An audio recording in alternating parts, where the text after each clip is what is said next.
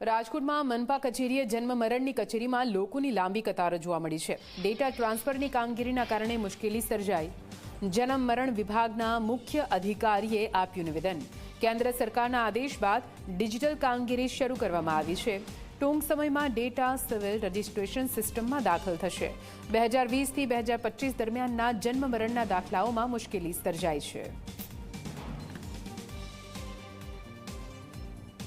રાજકોટ મનપા કચેરીના જન્મ મરણના દાખલા કઢાવવા મોટી લાઈનો છે તે લાગી છે, ત્યારે લોકો સવારથી લાઈનમાં ઉભા છે। તેમની સાથે પણ વાત કરવાનો પ્રયાસ છે તે આપણે કરીશું। ક્યાંથી આવ્યા છો દાદી આપ? અમે રાજકોટથી 19 જ આવ્યા છે। કેટલા વાગ્યાના અહીંયા આવ્યા છો?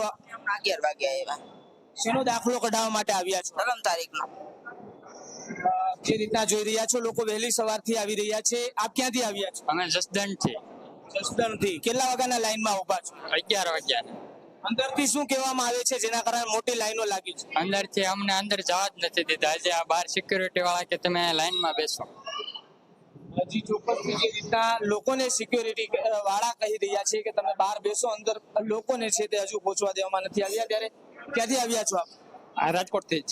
રાજકોટથી। શેનો દાખલો કઢાવવા માટે આપ આવ્યા છો? મરણનો દાખલો કઢાવવા માટે આવ્યા છો? ત્યારે કેટલી વારથી આપ અહીંયા લાઈનમાં બેઠા છો? હું તો થોડીક વાર થઈ જાય 15-20 મિનિટ થઈ જાય। જે ચોક્કસથી જે રીતના લોકો છે તે અહીંયા આવી રહ્યા છે, લાંબી લાઈનો છે તે લાગી રહી છે, પરંતુ જે રીતના કામ કરવાની જે રીત છે તેમાં ક્યાંક કચાશ રહેતી હોય ને તેના જ કારણે લોકોની લાંબી લાઈનો છે તે લાગી રહી છે।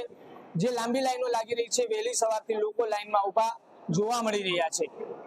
સાહિલ ચપ્પા, જી મીડિયા, રાજકોટ।